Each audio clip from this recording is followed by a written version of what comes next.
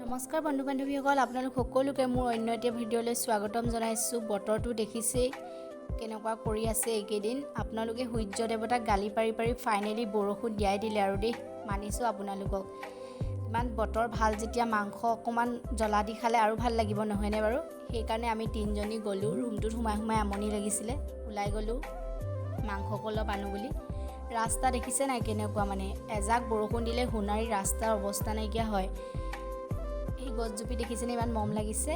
Finally পাই গ'লোহি দেই doctor broiler counter. এয়া খুৰাজনে কাটি দিলে, আমি ল'লোঁ।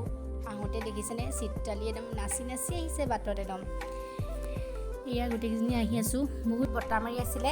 এই ৰুমলৈ আহি পাই ডাইৰেক্ট চিতৰালিয়ে মাংস বনোৱাত লাগি গ'ল। পিঁয়াজ কাটি লৈছে, বিলাহী কাটি লৈছে, আৰু এয়া পিঁয়াজ আৰু পাঁচফোৰণ দি দিলে তেলত। মাংসখিনি এতিয়া ভাজিব, আলু চালু দি ভাজিব আৰু ধুনীয়াকৈ। এয়া ফাইনেল লুকটো দেই মাংসৰ। মোকেই ফাৰ্ষ্ট বাঢ়ি দিছে কাৰণ মই ভিডিঅ' কৰি আছোঁ যে। এতিয়া আমি গোটেইকেইজনীয়ে ভাত খাম আৰু ধুনীয়াকৈ। ঠাণ্ডা বতৰত জ্বলা দিয়া কিবা এটা খাবলৈ সকলোৰে মন যায়, নহয় জানো? সেয়েহে আমিও আজি মাংস আনি আৰু খালোহি জ্বলা দি। ভিডিঅ'টো ইমানেই আছিলে। Bye bye. ভাল পালে লাইক কৰিব। Bye bye.